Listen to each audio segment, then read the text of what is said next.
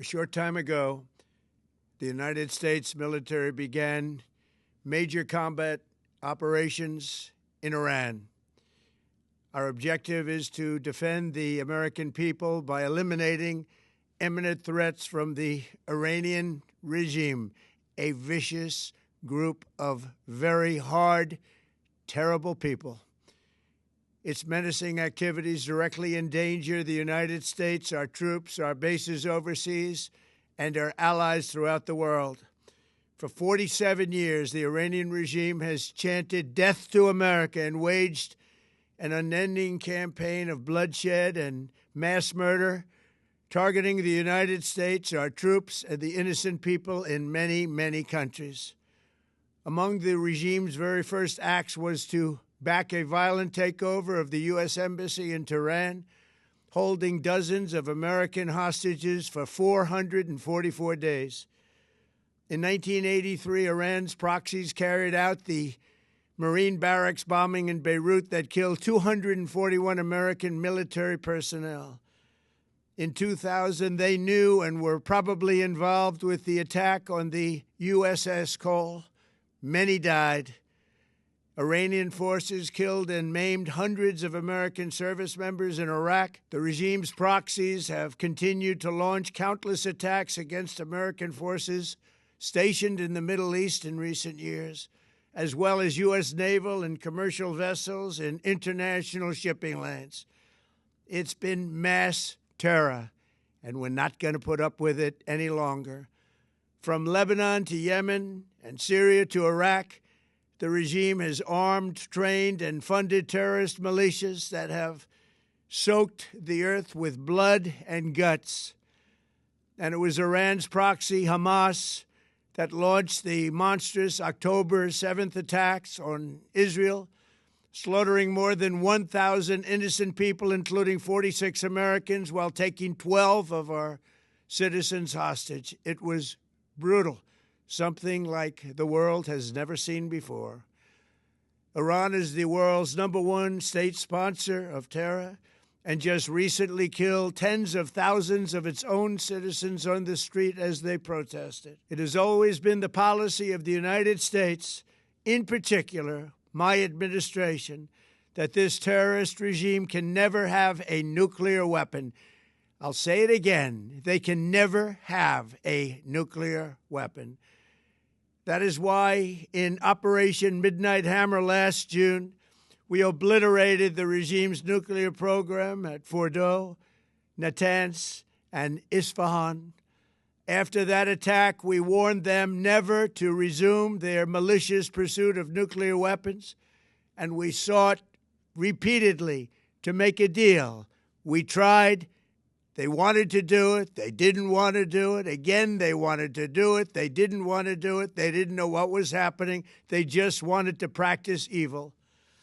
But Iran refused, just as it has for decades and decades.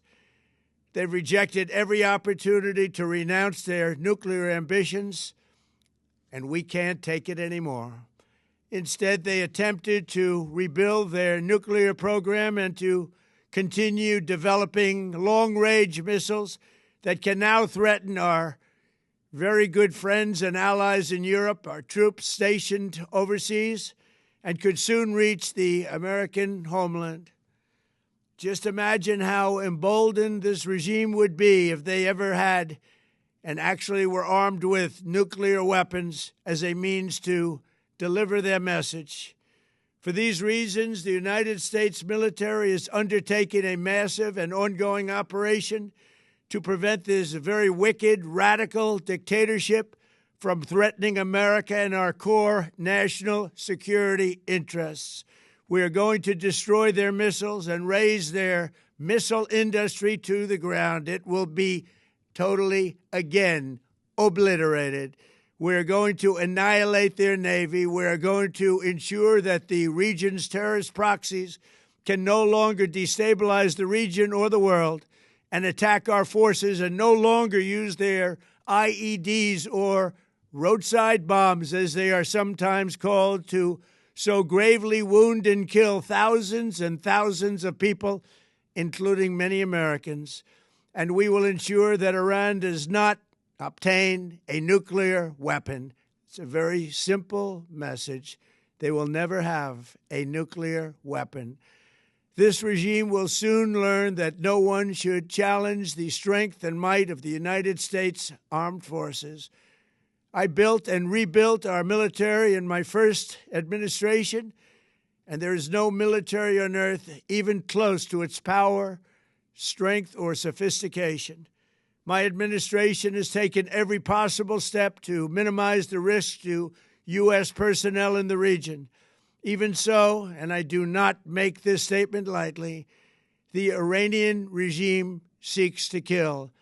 The lives of courageous American heroes may be lost, and we may have casualties. That often happens in war. But we're doing this not for now. We're doing this for the future, and it is a noble mission.